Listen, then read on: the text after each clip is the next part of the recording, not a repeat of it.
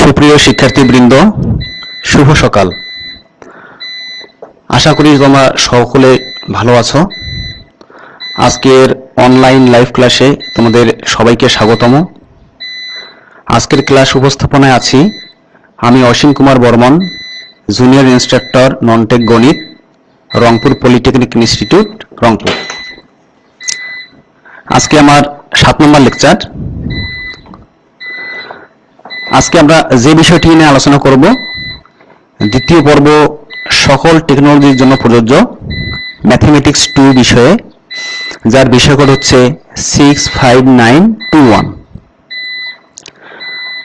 এর ক্যালকুলাস অংশের অনির্দিষ্ট যোজিত ফল অর্থাৎ ইনডেফিনিট ইন্টিগ্রাল অধ্যায় নিয়ে আমরা আজকে আলোচনা করব।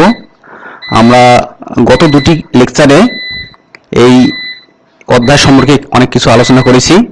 আজকে আমরা পরবর্তী অংশ নিয়ে আলোচনা করব। তোমরা শুনতে পাচ্ছ কিনা একটু কমেন্টে জানাও।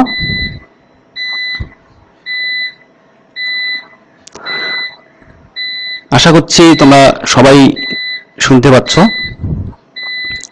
তো আজকে আমরা যে বিষয় নিয়ে আলোচনা করব, যোগজ নির্ণয়ের পদ্ধতি, প্রতিস্থাপন পদ্ধতি, অংশন সূত্র এবং আংশিক ভগ্নাংশের ব্যবহার এই সম্পর্কে জানব।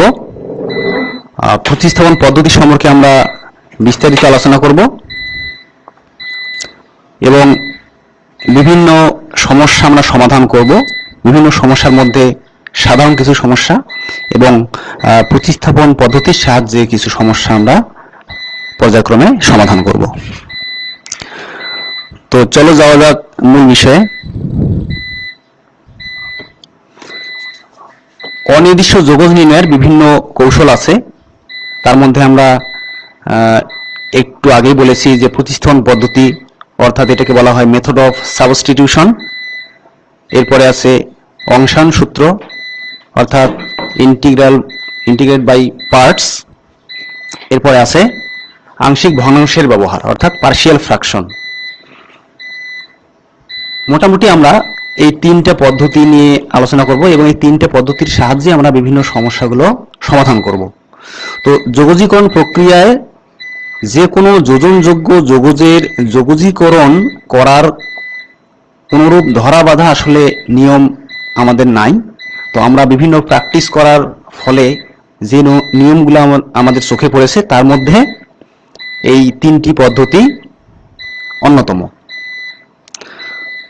তো এই জন্য এই পদ্ধতিগুলোকে বলা হচ্ছে পরীক্ষামূলক, অর্থাৎ এই পদ্ধতির বাইরেও কিছু পদ্ধতি আমাদের থাকতে পারে। তো আসো, যোগজীকরণ প্রক্রিয়ার আমাদের মূল উদ্দেশ্যটা কি। এখানে আমাদের বিভিন্ন সমস্যা সমাধানের জন্য যে লক্ষ্যটা থাকবে সেটা হলো যে ফাংশনগুলো আমাদের আদর্শ আকারে থাকবে। অর্থাৎ আদর্শ আকার বলতে আমরা গত লেকচারে বিভিন্ন সূত্র সম্পর্কে জেনেছি। তো ইন্টিগ্রাল ক্যালকুলাসের আমরা যে সূত্রগুলো সম্পর্কে বলছি, সেই সূত্রগুলোর যে আকার ছিল সেই আকারগুলোকে বলা হবে আদর্শ আকার। তো যোগজীকরণ প্রক্রিয়ার মূল উদ্দেশ্য হচ্ছে যে যোজ্য ফাংশনকে আদর্শ আকারে পরিণত করার চেষ্টা করা। অর্থাৎ যদি আদর্শ আকারে দেওয়া না থাকে তাহলে সেই ফাংশনটাকে, যোজ্য ফাংশন বলতে এখানে আমরা যে ফাংশনটার ইন্টিগ্রাল বের করব সেই ফাংশনটাকে বলা হচ্ছে যোজ্য ফাংশন বা ইন্টিগ্রান্ড ফাংশন। তো সেই ফাংশনটাকে আমরা আদর্শ আকারে পরিণত করার চেষ্টা করব, যেভাবেই হোক না কেন। তো এই আদর্শ আকারে পরিণত করার যে বিভিন্ন পদ্ধতি, তার মধ্যে এই প্রতিস্থাপন পদ্ধতি হলো একটা।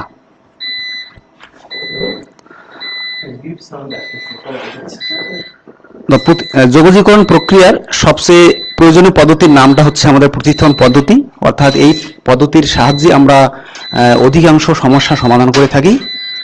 এই পদ্ধতিতে প্রদত্ত ফাংশনের চলককে পরিবর্তন করে একটি নতুন চলকের সাপেক্ষে যোগজীকরণ করা হয়। অর্থাৎ আমাদের নর্মালি যে অঙ্কটা দেওয়া থাকবে, সমস্যাটা দেওয়া থাকবে, সেটা থাকবে এক্স চলক বিশিষ্ট একটা ফাংশন, এক্স চলকের ফাংশন, এক্স এর ফাংশন। তো সেই ফাংশনটাকে আমরা অন্য আরেকটি চলক, অর্থাৎ এক্স বাদে অন্য যে কোনো চলক, সেটা জেড হতে পারে, ডাব্লিউ হতে পারে, ইত্যাদি চলকের ফাংশনের মাধ্যমে আমরা প্রকাশ করব।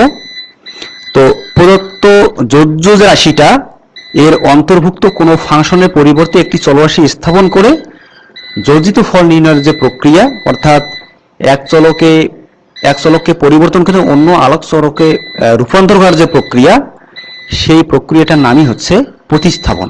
এখানে তোমরা শব্দটি শুনেই বুঝতে পারতেছো যে প্রতিস্থাপন অর্থাৎ কোনো কিছুর পরিবর্তে আরেকটু কিছু ব্যবহার করা বা স্থাপন করা। তো আমরা একটু আলোচনা করি যে এই পদ্ধতিটাকে আমরা গাণিতিকভাবে কিভাবে বিশ্লেষণ করতে পারি। তো আমাদের যেটা ফাংশন দেওয়া থাকবে, অর্থাৎ যার আমরা ইন্টিগ্রাল নির্ণয় করব, সেরকম একটা আমরা ফাংশন ধরে নিলাম ইন্টিগ্রাল অফ এফ(x) dx।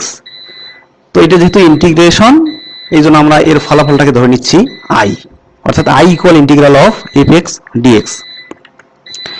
তো তাহলে যোগজীকরণের যে সংজ্ঞা আমরা জানি যে কোনো ফাংশনকে ডিফারেন্সিয়েট করার পর যে রেজাল্ট পাওয়া যাবে, সেই রেজাল্টটাকে ইন্টিগ্রাল করলে আবার পূর্বের ফাংশনটি পাওয়া যাবে। তো সেই হিসেবে আমরা এখানে আইকে যদি ডেরিভেটিভ করি, অর্থাৎ ডিআই ডিএক্স ইকুয়াল পাবো মূল ফাংশন অর্থাৎ এফ অফ এক্স। তো এখন একটু আগে বলা হলো যে প্রতিস্থাপন পদ্ধতি, অর্থাৎ এক্স ফাংশনটাকে বা এক্স চলকটাকে পরিবর্তন করতে হবে অন্য একটি চলকে। তো আমরা এখানে ধরে নিচ্ছি যে এক্স ইকুয়াল ফাই জেড, অর্থাৎ এক্স কে আমরা পরিবর্তন করব জেড ফাংশনে, জেড চলকের ফাংশনে। তো এখানে এইটা যদি আমরা লিখি, এখন এই লাইনটার যদি আমরা উভয় পক্ষে জেড এর সাপেক্ষে ডেরিভেটিভ করি, অর্থাৎ D D Z of X, বা আমরা বলতে পারি DX DZ equal phi Z কে ডেরিভেটিভ করলে আমরা ফাই ড্যাশ জেড লিখতে পারি। অর্থাৎ আমরা জানি যে একবার ডেরিভেটিভ করলে সিঙ্গেল ড্যাশ, দুইবার ডেরিভেটিভ করলে ডাবল ড্যাশ, এভাবে যদি তিনবার করি তাহলে ট্রিপল ড্যাশ, এভাবে আমরা লিখতে পারি।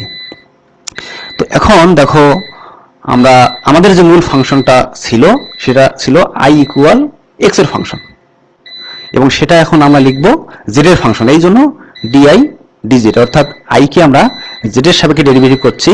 তো এটাকে আমরা লিখতে পারি D I D X into D X D Z. এখন যদি আমরা এই মান দুটো বসাই দিই, অর্থাৎ ডিআই ডিএক্স এর মান হচ্ছে এফ অফ এক্স, আর ডিএক্স ডিজেড এর মান হচ্ছে ফাই ড্যাশ জেড।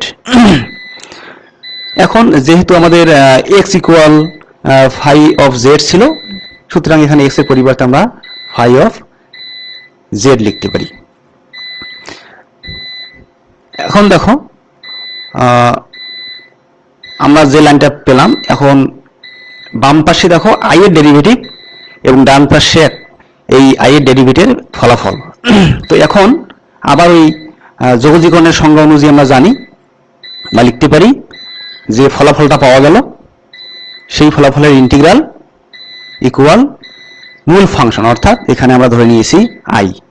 তো এখানে আই এর মানটা আবার বসাই দিই, অর্থাৎ আই আমাদের যেটা ধরা হয়েছিল integral of F X DX equal ডান দিকে যা ছিল তাই। তো এখন দেখো আমাদের মূল যে ফাংশনটা দেওয়া ছিল integral of F X D X, এটা পরিবর্তন হয়ে গেছে জেড এর ফাংশনে। অর্থাৎ এখানে কোন চলকের সাপেক্ষে ইন্টিগ্রাল করতে হবে সেটা বোঝার একটা সহজ উপায় হচ্ছে, শেষে তোমরা দেখবে যে ডিএক্স থাকবে, ইন্টু অবস্থায় ডিএক্স। যদি ডিএক্স হয় তাহলে এক্স এর চলকের সাপেক্ষে, আর যদি ডি ওয়াই হয় তাহলে ওয়াই চলকের সাপেক্ষে, একইভাবে জেড হলে জেড চলকের সাপেক্ষে। তো এইভাবে আমরা অঙ্ক করার সময় বা বিভিন্ন সমস্যার সমাধান করার সময় আমরা যেগুলো আদর্শ আকারে থাকবে না, সেই ফাংশনগুলোকে আমরা এই চলক পরিবর্তনের মাধ্যমে অন্য একটা চলকে রূপান্তর করব। তো এই যে প্রক্রিয়াটা, এটাই হলো প্রতিস্থাপন পদ্ধতি। তো আসো আমরা এখন কিছু সমস্যা নিয়ে আলোচনা করি। আমরা প্রতিস্থাপন পদ্ধতিতে বিভিন্ন সমস্যার সমাধান করার আগে কিছু সাধারণ সমস্যা নিয়ে আলোচনা করব, অর্থাৎ যে সমস্যাগুলা বা যে ফাংশনগুলো আমাদের কি থাকবে, আদর্শ আকারেই দেওয়া থাকবে, এমন ফাংশনগুলো এখন কিভাবে ইন্টিগ্রাল করতে পারি। তো এরকম একটা ফাংশন আমি এখানে লিখেছি, integral of sin 3x dx। তাহলে দেয়া আছে, আমরা এটা লিখলাম। এখন দেখো এটা sin x, অর্থাৎ এই ফরম্যাটটা কিসের, ইন্টিগ্রাল sin x dx, বা এখানে যদি x চলকের সাপেক্ষে সাথে যদি কোনো ধ্রুব সংখ্যার গুণ অবস্থা থাকে তাহলে আমরা বলি যে sin mx। অর্থাৎ এখানে আমি পাশে দেখো লিখছি যে integral of sin mx dx equal -1/m cos mx plus c। এই সূত্রগুলো আমরা গত ক্লাসে আলোচনা করেছিলাম। তো এখানে সহজভাবে যদি বলা হয় যে চলকের সঙ্গে যে ধ্রুব সংখ্যাটা গুণন অবস্থা থাকবে ইন্টিগ্রাল করার সময় সেই ধ্রুব সংখ্যাটা ভাগ হিসেবে যাবে। যদি এখানে 1 হয় ভাগ 1, 2 হলে 2, 3 হলে 3, অর্থাৎ ধ্রুব সংখ্যা যাই থাকুক না কেন সেই ধ্রুব সংখ্যাটা দ্বারা সবসময় ভাগ হবে। তো তোমরা স্পষ্ট বুঝতেই পারছো যে বাম দিকের যে অংশটা এই আদর্শ আকারের সঙ্গে পুরোপুরি মিল আছে। তো যদি আমরা একটু কম্পেয়ার করে দেখি তাহলে সবই ঠিক আছে, এখানে শুধু m এর পরিবর্তে 3 আছে, অর্থাৎ m এর মান হচ্ছে 3, অর্থাৎ মেইন সূত্র হচ্ছে integral of sin mx dx। তো আমরা জানি যে এই সূত্রটা সমান সমান মাইনাস cos mx, অর্থাৎ m বলতে এখানে 3x ডিভাইডেড বাই m, অর্থাৎ ডিভাইডেড বাই 3 প্লাস c। তো এরকম ছোট ছোট সমস্যাগুলো আমরা এইভাবে সমাধান করতে পারবো। যদি আদর্শ আকারে দেওয়া থাকে তাহলে আমাদের তেমন কোনো কাজ নেই, শুধু সূত্রটা মনে রাখলেই হবে। তোমাদের গত ক্লাসেও বারবার বলছিলাম যে এখানকার সূত্রগুলো হচ্ছে ক্যালকুলাসের প্রাণ, অর্থাৎ সূত্রগুলো মনে থাকলে আমরা ক্যালকুলাসটা একবারে মানে পানির মতো সহজভাবে করতে পারবো। অর্থাৎ আমরা অনেকেই মনে করি যে ক্যালকুলাসটা খুব কঠিন এবং ডিফারেনশিয়াল ক্যালকুলাসের তুলনায় ইন্টিগ্রাল ক্যালকুলাসটা আরো কঠিন। আসলে এগুলো আমাদের মনের একটা ভয়, সুতরাং এই ভয়টাকে জয় করতে হলে তোমাদের এই সূত্রগুলো অবশ্যই ভালোভাবে মনে রাখতে হবে। জাস্ট সূত্রগুলো একটু মনে রাখবে। তো পাশাপাশি আমরা যখন বিভিন্ন সমস্যাগুলো সমাধান করা শিখব তখন আমাদের এই সূত্রগুলো আরো ক্লিয়ার হবে। তো আশা করি তোমরা এই সমস্যাটা বুঝতে পেরেছো। তো এখন আমরা পরবর্তী সমস্যায় যাই। এখানে দেখো integral of dx by 16 plus X square.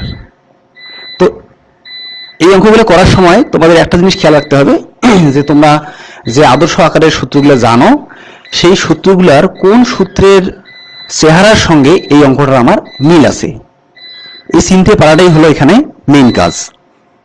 তো এখানে এটাকে আমরা আরেকটু সাজা লিখতে পারি, অর্থাৎ 16 কে লিখতে পারি 4 স্কোয়ার।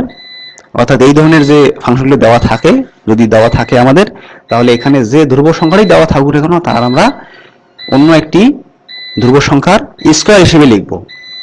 তো এখন দেখো এখানে এই সমস্যাটা কোন সূত্রের চেহারার সঙ্গে মিল আছে। এই যে দেখো আমরা এই সূত্রটাও আমরা জানি যে integral dx by a square plus X square equal 1 by a into tan inverse x by a plus c। অর্থাৎ এখানে a স্কোয়ার বলতে যে কোনো ধ্রুব সংখ্যার স্কোয়ার, এখানে ধ্রুব সংখ্যা বলতে সেটা পূর্ণ সংখ্যা হতে পারে, ভগ্নাংশ হতে পারে, যে কোনো ধ্রুব সংখ্যা। তো এখানে এটার সঙ্গে যদি কম্পেয়ার করে দেখি তাহলে দেখো এক্স স্কোয়ারের জায়গায় এক্স স্কোয়ার আছে, dx ঠিক আছে, শুধু a স্কোয়ার অর্থাৎ এখানে 4a স্কোয়ার, অর্থাৎ এখানে a এর মানটা হচ্ছে 4। তো আমাদের ডাইরেক্ট এই সূত্রের সঙ্গে এখন যদি মিল করে লিখি তাহলে আমরা 1 বাই a অর্থাৎ 1 by 4 into tan inverse x by a অর্থাৎ x বাই 4 প্লাস c। তোমরা এখানে মনে রাখবে যে ইন্টিগ্রাল যখন আমরা বের করব কোনো একটা ফাংশন, যেখানেই সূত্রটা ইউজ করা হয়ে গেল অর্থাৎ আমরা ফলাফলটা পেয়ে গেলাম, সেখানেই মূলত আমাদের প্লাস সি দিতে হবে। এবং সি কেন দিতে হবে আমরা গত বিভিন্ন ক্লাসে এই সম্পর্কে বিস্তারিত আলোচনা করেছি। তো আশা করি তোমরা সমস্যাটা সমাধান করতে পারবে, এই ধরনের যে সমস্যাগুলা। এরপরে দেখো integral of dx by X square, অর্থাৎ এখানে dx বাই এক্স স্কোয়ার এভাবেও থাকতে পারে, অথবা 1 বাই এক্স স্কোয়ার dx, অর্থাৎ dxটা আমাদের ডান দিকে গুণ অবস্থায়ও থাকতে পারে, একই জিনিস। তো এটা দেখো একটু খেয়াল করার চেষ্টা করো যে এই ধরনের কিন্তু কোনো আমাদের আদর্শ আকার বা কোনো সূত্র আমরা পাই নাই। তো এটাকে একটু আমরা যদি সাজায় নিতে চাই, সূচকের নিয়মে আমরা যদি উপরে নিয়ে আসি তাহলে পাওয়ারটা ইনভার্স হয়ে যাবে, অর্থাৎ নিচে যদি প্লাস থাকে তাহলে পাওয়ারটা হয়ে যাবে মাইনাস, যদি মাইনাস থাকে পাওয়ারটা হয়ে যাবে প্লাস। তো সেই হিসেবে integral of X to the power -2 dx। এখন দেখো এখানে এক্স এর পাওয়ার হিসেবে আছে, এখন পাওয়ারটা ধনাত্মক, ঋণাত্মক, পূর্ণ সংখ্যা, ভগ্নাংশ যে কোনো হতে পারে। তাহলে কোন সূত্রের সাথে এটা মিল আছে? Integral of X to the power n dx equal X to the power n+1 by n+1 plus c, অর্থাৎ এক্স চলকের পাওয়ারের যে সূত্রটা। তো এখানে দেখো কম্পেয়ার করলে দেখা যায় n এর পরিবর্তে এখানে দেখা যাচ্ছে -2, অর্থাৎ n এর মান -2। সুতরাং এই সূত্রের সাহায্যে যদি আমরা লিখি তাহলে আমরা লিখতে পারি x to the power n plus 1 অর্থাৎ -2 প্লাস 1 একইভাবে বাই -2 প্লাস 1 প্লাস c। তো এই হলো আমাদের সূত্রের একদম সহজ ব্যবহার। এটাকে যদি আমরা একটু ক্যালকুলেশন করি, এখানে মেইন হলো সূত্রের ব্যবহার, বাকিটুকু আমাদের ক্যালকুলেশন করে যতটুকু সিম্পলিফাই করা যায় সেটা তোমরা করবা। তো আমরা ক্যালকুলেশন করে পেলাম x to the power -1 by -1। এটাকে আর একটু যদি লিখি তাহলে আমরা লিখতে পারি -1 বাই x প্লাস c। তো এইভাবে x এর পাওয়ার হিসেবে যে কোনো ফাংশন আমাদের ভাগ হিসেবে থাকতে পারে বা গুণ হিসেবে থাকতে পারে। যদি ভাগ হিসেবে থাকে তাহলে আমরা ইনভার্স করে সেটাকে আমরা x to the power n ফরম্যাটে নিয়ে আসবো, তারপরে এই সূত্রের সাহায্যে সমাধান করব।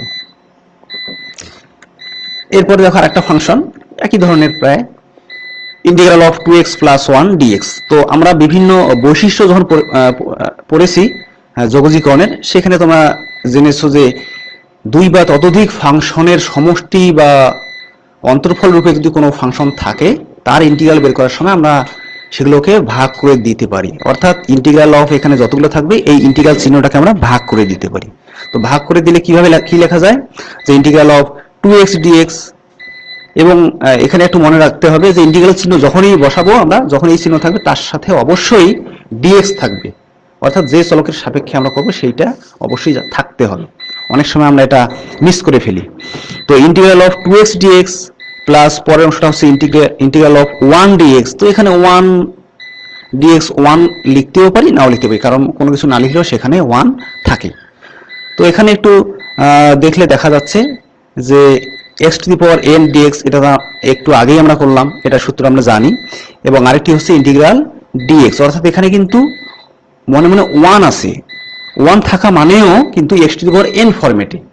অর্থাৎ x টু দি পাওয়ার যদি n এর মান 0 হয়, x টু দি পাওয়ার 0 হয়, সেই ক্ষেত্রে কিন্তু x টু দি পাওয়ার 0 মানে হচ্ছে 1, অর্থাৎ ইন্টিগ্রাল অফ 1 dx। তো এই x to the power n এর সূত্রের সাহায্যে যদি এটাকে ক্যালকুলেশন করা হয় তাহলে আমরা কিন্তু pi integral dx equal x। তো এটা আমরা নরমালি এই সূত্রের সাহায্যে বের করব না, এটাকে আমরা সূত্র হিসেবেই ইউজ করব। এবং এখানে প্রথম অংশটা একটু দেখো, ইন্টিগ্রাল 2x dx। আমরা জানি যে এই ধরনের সমস্যাগুলোতে বা আমরা বৈশিষ্ট্যে জেনেছি যে কোনো ধ্রুব সংখ্যা যদি থাকে গুণন অবস্থায় ভাগ অবস্থায়, সেটাকে আমরা বাইরে লিখতে পারি, অর্থাৎ তার কোনো পরিবর্তন হয় না। তো সেই হিসেবে আমরা 2টাকে বাইরে লিখতে পারি। তাহলে এখানে থাকতেছে ইন্টিগ্রাল অফ x dx, অর্থাৎ x বলতে x টু দি পাওয়ার 1। তো সেই সূত্রের সাহায্যে লিখতে পারি x to the power 1 plus 1 অর্থাৎ 2, একইভাবে নিচেও 1 প্লাস 1 অর্থাৎ 2, প্লাস ইন্টিগ্রাল dx মানে হচ্ছে x। এবং যখনই ইন্টিগ্রাল হয়ে যাবে তখনই প্লাস c। এখন এই যে প্রথমে 2 2 ক্যান্সেল হচ্ছে, ক্যান্সেল হলে ফাইনালি আমরা পাচ্ছি x square plus x plus c। তো এই ধরনের ছোট ছোট ফাংশনগুলো তোমরা বেশি বেশি প্র্যাকটিস করবে, তাহলেই সূত্রগুলো সম্পর্কে তোমরা ক্লিয়ার হবা। তো আশা করি সমস্যাটা তোমরা বুঝতে পেরেছো। এরপরে আমরা আরেকটি সমস্যা নিয়ে আলোচনা করি। দেখো এটা দেওয়া আছে integral of tan square x dx। তো এটাও কিন্তু কোনো আদর্শ আকারের সূত্র না, অর্থাৎ আমাদের আদর্শ আকার একটা আছে যে ইন্টিগ্রাল tan x, কিন্তু tan স্কয়ার x এর কোনো সূত্র নাই। তো এটাকে আমরা একটু সিম্পলিফাই করি ত্রিকোণমিতির সূত্রের সাহায্যে। আমরা জানি যে sec square x minus tan square x equal 1, সেখান থেকে tan স্কয়ার x এটাকে লিখতে পারি sec স্কয়ার x মাইনাস 1। তো এখন দেখো এখানে দুইটি ফাংশনের অন্তর্ফল আকারে আছে, তাহলে আগের মতো আবার এটাকে আমরা ভাগ করে দিতে পারি, আলাদা লিখতে পারি integral of sec square x dx minus integral of 1 dx বা dx। তো এখানে কোন সূত্রের সাহায্যে আমাদের মিল আছে, কোন সূত্রের সাথে মিল আছে দেখো একটু, যে এই যে integral sec square x dx, এটা আমরা আদর্শ আকারের একটা সূত্র জানি যার ফলাফল tan x। এবং এটা তো আমরা একটু আগে বললাম যে ইন্টিগ্রাল dx মানে হচ্ছে x। তো ডাইরেক্ট আমাদের আদর্শ আকারের সঙ্গে মিলে গেছে, তাহলে আমরা ডাইরেক্ট লিখতে পারি integral sec square x dx equal tan x minus integral dx equal হচ্ছে x। এবং যখনই ইন্টিগ্রাল হয়ে যাবে তখনই প্লাস c। তো এই হলো মোটামুটি আমাদের ছোট ছোট সমাধান বা ছোট ছোট সূত্রের সাহায্যে বিভিন্ন সমস্যার সমাধান। আশা করি তোমরা ক্লিয়ার হয়েছে ব্যাপারগুলো। এখন আমরা একটা ত্রিকোণমিতিক ফাংশনে সমস্যার সমাধান করব। এখানে দেখো দুইটি ত্রিকোণমিতিক ফাংশন আছে গুণ অবস্থায়, অর্থাৎ একটা হলো cos 4x একটা হলো সাইন 3x। তো আমরা শুধু cos x, integral cos x অথবা শুধু ইন্টিগ্রাল sin x এর সূত্র কিন্তু আমরা জানি, কিন্তু এখানে দুইটি ফাংশনের দুইটি ত্রিকোণমিতিক আলাদা আলাদা ফাংশনের গুণফল হিসেবে আছে। তো সুতরাং এটাকে আমরা একটু সিম্পলিফাই করব। এটাকে আমরা ত্রিকোণমিতির সূত্র নিয়ে আসার জন্য এখানে 2 দ্বারা গুণ করেছি এবং 2 দ্বারা ভাগ করেছি, অর্থাৎ 2 কাটা গেলে আবার আগের অবস্থায় ফিরে যাব। তো এখানে যে অংশটা দেখো 2 cos 4x sin 3x, অর্থাৎ 4x কে যদি আমরা a বলি এবং sin 3x এর এখানে যদি 3x কে b বলি, তাহলে সূত্রটা দাঁড়াচ্ছে এরকম। দেখো আমি লিখলাম যে 2 cos a sin b, এটা তোমরা প্রথম পর্বে শিখেছো। তা 2 cos a sin b মানে আমরা জানি sin a plus b minus sin a minus b, অর্থাৎ এখানে সূত্র অনুযায়ী a বলতে 4x, b বলতে 3x। তো সূত্রের সাহায্যে যদি আমরা লিখি তাহলে বাইরের 5/2 ঠিক থাকলো, sin 4x plus 3x অর্থাৎ sin a plus b minus sin 4x minus 3x। তাহলে এই সূত্রের সাহায্যে আমরা লিখলাম। এখন এটাকে একটু ক্যালকুলেশন করি। 5/2 ঠিক থাকলো, এখানে যোগ করলে হয় 7x আর পরের অংশটাতে বিয়োগ করলে হয় x। তো এটাকে এখন আবার আগের মতো এখানে দুইটি ফাংশনের বিয়োগফল রূপে আছে, এটাকে আমরা আলাদা লিখতে পারি। আলাদা লিখলাম integral sin 7x dx minus integral sin x dx। আবার আমরা এটা তো জানি যে integral sin x dx equal minus cos x, আর যদি x এর সঙ্গে কোনো ধ্রুবক সংখ্যা গুণন থাকে অর্থাৎ mx হয়, তাহলে minus 1/m cos mx plus c। তো প্রথম অংশটা দেখো, এই যে প্রথম যে অংশটা এখানে ইন্টিগ্রাল sin mx, m বলতে 7, তাহলে সূত্র আমরা জানি যে মাইনাস cos mx অর্থাৎ 7x বাই m অর্থাৎ 7। তো এই সূত্রের সাহায্যে আমরা প্রথম অংশটা লিখলাম, আর পরের সূত্রটাও আমাদের ডাইরেক্ট মিল আছে, মাইনাস চিহ্নটা থাকলো। এই যে ইন্টিগ্রাল sin x dx, তো জানি কি ইন্টিগ্রাল sin x dx মানে হচ্ছে মাইনাস cos x, তো সেই মাইনাস এবং এই যে সামনে যে মাইনাস ছিল সেই মাইনাসে প্লাস হয়ে গেল, তাহলে প্লাস cos x, এবং যখনই ইন্টিগ্রাল হয়ে যাবে তখনই প্লাস c। তো এই ধরনের cos এবং sin এর যদি গুণফল আকারে থাকতে পারে, তোমাদের দুইটাই sin এর আকারে, অথবা দুইটাই cos, অথবা প্রথমটা sin পরেরটা cos, অথবা প্রথমটা cos পরেরটা sin। তো এই ধরনের সমস্যাগুলো আমরা এইভাবে সিম্পলিফাই করে তারপরে এইরকম সাইনের সূত্র অথবা cos এর সূত্রের সাহায্যে সমাধান করব। তো আশা করি তোমরা বুঝতে পেরেছো। এখন আরেকটি সমস্যা নিয়ে আলোচনা করি, integral of cos two the power 4x dx। তো এই ধরনের যে ফাংশনগুলো আমাদের যদি দেওয়া থাকে cos 4x অথবা sin 4x, আমাদের যে অঙ্কগুলো আছে সাধারণত cos টু দি পাওয়ার 4 অথবা sin টু দি পাওয়ার 4, এখানে tan বা cot এর কোনো অঙ্ক আমাদের সাধারণত বই নাই। তো এখানে দেখো যে integral of cos two the power 4x বা sin two the power 4x এগুলো একই নিয়মে হবে। তো এই cos two the power 4x এরও কোনো আমাদের আদর্শ আকারের সূত্র নাই। তো এটাকে আমরা একটু সিম্পলিফাই করি। আমরা এটাকে লিখতে পারি half into 2 cos square x whole to the power square. এখন অর্থাৎ এখানে ক্যালকুলেশন করলে আবার আগেরটাই পাবো। এখন দেখো আমরা ত্রিকোণমিতির সূত্র জানি যে 2 cos square a equal 1 plus cos 2a। তো এখানে দেখো 2 cos স্কোয়ার x আছে, অর্থাৎ সূত্রের a আর এখানে এর পরিবর্তে x। তো এই সূত্রের সাহায্যে যদি আমরা লিখি তাহলে 2 cos স্কোয়ার x মানে হচ্ছে 1 প্লাস cos 2x। এখন পুরোটার উপরে স্কোয়ার আছে, তাহলে আমরা হাফের উপরে যদি স্কোয়ার করি তাহলে 1/4। তো এটাকে আমরা ভিতরেও রাখতে পারি অথবা বাইরেও রাখতে পারি। আমরা সুবিধার জন্য বাইরে নিয়ে আসলাম, এবং বাকি থাকলো 1 plus cos 2x whole square, অর্থাৎ a প্লাস b হোল স্কোয়ারের সাহায্যে ভাঙালে আমরা পাচ্ছি 1 plus 2 cos 2x plus cos square 2x dx। এখন দেখো আবার এই অংশটি যে cos স্কোয়ার 2x, তো এটাকে যদি আমরা আবার সামনে হাফ গুণ করে দিই এবং 2 গুণ করে দিই তাহলে হাফ ঠিক থাকলো, বাকি থাকলো 2 cos স্কোয়ার x। এখানে সূত্র অনুযায়ী a বলতে 2x, তাহলে 1 প্লাস cos 2x অর্থাৎ cos 2 into 2x, 2 into 2x মানে হচ্ছে 4, তাহলে ফাইনালি পেলাম 1 প্লাস cos 4x। এখন আমরা হাফ দ্বারা গুণ করলে এটা পেলাম। এখন দেখো এটাকে যদি আমরা একটু আর একটু ক্যালকুলেশন করি, এই যে হাফ, এখানকার হাফ এবং এখানকার 1 যদি আমরা যোগ করি তাহলে আমরা পাবো 3/2, অর্থাৎ লসাগু করে যদি ক্যালকুলেশন করি তাহলে 3/2 পাবো। বাকি দুটো ফাংশন যা আছে তাই থাকলো। এখন ওই যে আবার একই কথা, এখানে 3টি ফাংশনের যোগফল আকারে আছে, তাহলে সুতরাং ইন্টিগ্রাল চিহ্নটা আমরা আলাদা আলাদা দিতে পারি। তাহলে প্রথমটা হলো 3/2, এই 3/2 আমরা ভিতরে রাখতে পারি বা বাইরেও রাখতে পারি। বাইরে নিলাম আমরা 3/2 ইন্টিগ্রাল, এখানে 1 dx অথবা dx লেখা যায়। একইভাবে পরেরটা 2 integral of cos 2x dx, এরপর অংশটা half integral of cos 4x dx। তো এখানেও কোন কোন সূত্রগুলো সহজে আমাদের করতে হবে দেখো, যে ইন্টিগ্রাল 1 dx এটা আমরা জানি যে x, এবং এটাও আমরা আলোচনা করেছি যে cos integral cos mx dx মানে হচ্ছে 1/m sin mx। তো এখানে প্রথম যে অংশটা এটা হলো ইন্টিগ্রাল dx, তো সেই হিসেবে প্রথম অংশটি x অর্থাৎ 3x/2 পাওয়া গেল। এখানে 2 গুণ অবস্থায় আছে, cos 2x অর্থাৎ cos mx হিসেবে sin 2x/2, অর্থাৎ এখানে ধ্রুব সংখ্যা যা থাকবে সেটা দ্বারা ভাগ। একইভাবে পরেরটা ইন্টিগ্রাল cos 4x মানে হচ্ছে sin 4x/4। এখন এখানে যদি একটু ক্যালকুলেশন করি, এই 2 ক্যান্সেল হবে, থাকলো sin 2x, একইভাবে এখানে 4 দুগুণে 8। তো এই হলো আমাদের এই ধরনের ফাংশনগুলোর সমাধান। এখানে একইভাবে তোমরা সাইনের যে ফাংশনের অঙ্কটি আছে সেটাও তোমরা করবা।